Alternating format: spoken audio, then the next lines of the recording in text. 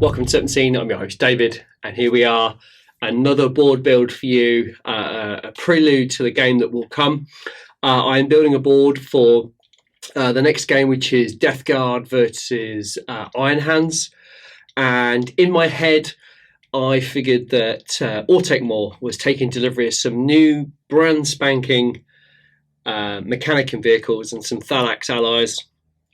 And he's getting shown around by a couple of Thalax, and all of a sudden, these pesky Death Guard burst through the walls and try to secure specific locations within this 4x4 board within the location.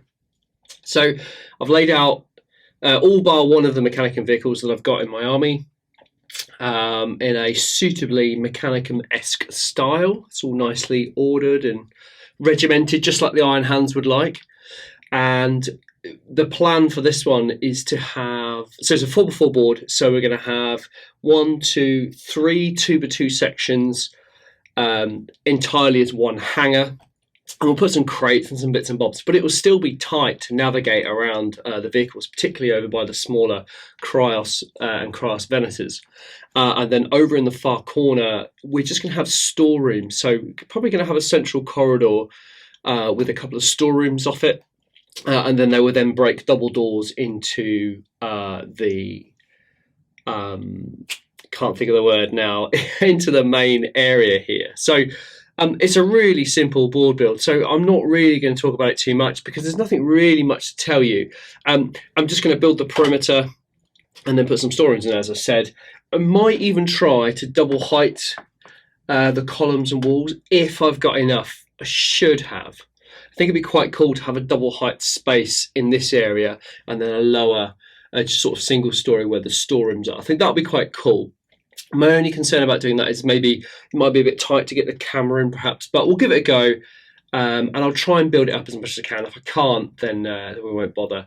The only problem with building double height spaces is that you obviously don't have a double height door, but I've seen a lot of people online, Facebook and Instagram, just using 2 door sections, then putting 2 door frames rather, and then putting 2 sections on top of each other. I haven't quite gone that far yet. I'm still kind of in the early stages of planning all the next elements to the board, so I haven't made any double height doors. So I don't think there'll be any doors on this outside.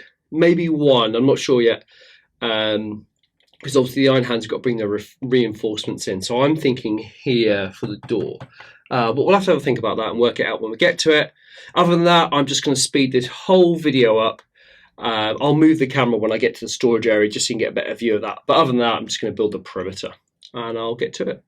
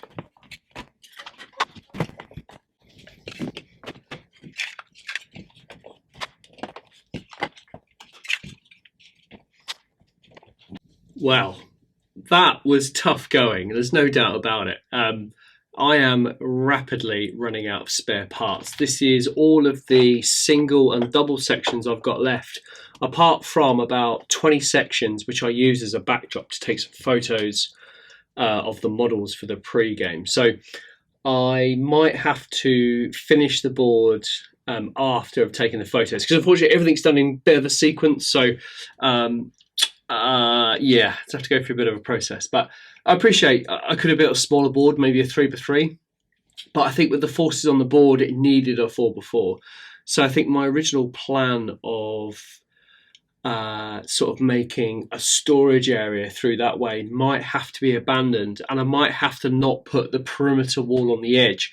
So we can rationalize that by saying that, you know, the area where that trios is at the moment could just be another storage area like this, and I'm going to put a ton of double doors along here that kind of allows access through. So maybe 1, 2, 3, 4, 5, 6. I might door the entire section there, and then maybe put a couple in here. So it's not ideal, but hey, you got to work what you got to work with. But I think the kit in general is fantastic. It just gobbles up numbers, particularly, I guess, you know, if you're building a 4x4. If you're building a 2x2, you'd have no problem. And I brought 10 sets of this. So if you remember when the box set came out, and it was just a massive chunky box of terrain, no models, no gangs, I guess, because it was Necromunda, wasn't it? You know, I bought 10 boxes of that. So a huge amount of boxes, but you do rip through them, particularly if you're trying to build a double height. So there you go. I will press on. I'll move the camera so you can see what I'm doing on that area, but I think a load of doors are to come.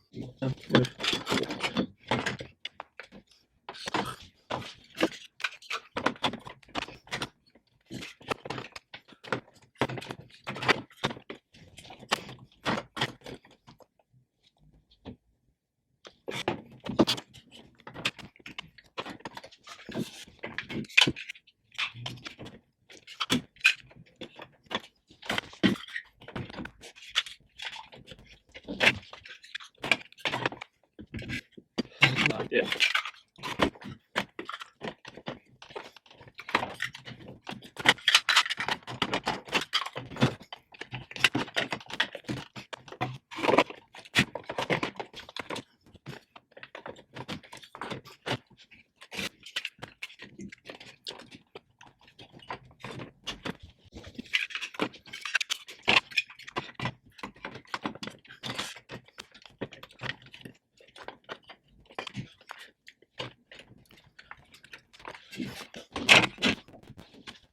Well, that was hard work. Those tolerances between the doors and the columns and the wall sections are really tight. That's okay though. I am definitely not complaining. I'd rather it was a tight fit than the stuff just scattering all over the place. One thing I didn't mention before I started was that before I started filming, I double side taped all of the Zone Mortalis tiles down to my board. It just helps with things moving around. It's a lot easier to do. Also, as well, I haven't put double frames on here. In the future, I will make several double doors so they can just slot in and out. But I think in game it's just gonna be a real pain because we're gonna have to. Oh, I guess we could do it. I might put them in. It depends how I feel, really. I just think it's gonna be a pain, just like pulling them in and out. Plus, I haven't got enough red doors either. I could just not put 2 extra doors in, I'll have enough, but I think it looks a lot better like this. Now this area is really blank, and as I said, I've got a few bits left over which I might just put in place just to kind of dress this a little bit more, maybe have some containers and some little bays. So I'll work that out and I'll show you what I've come up with.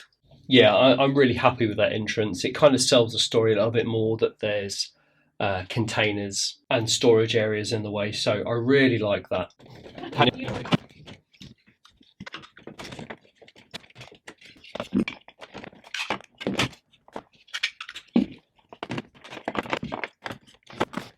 Just as an extra little detail, I'm just going to add like a step down here It's probably not needed, but it will just soften the harshness between going from this to a section here.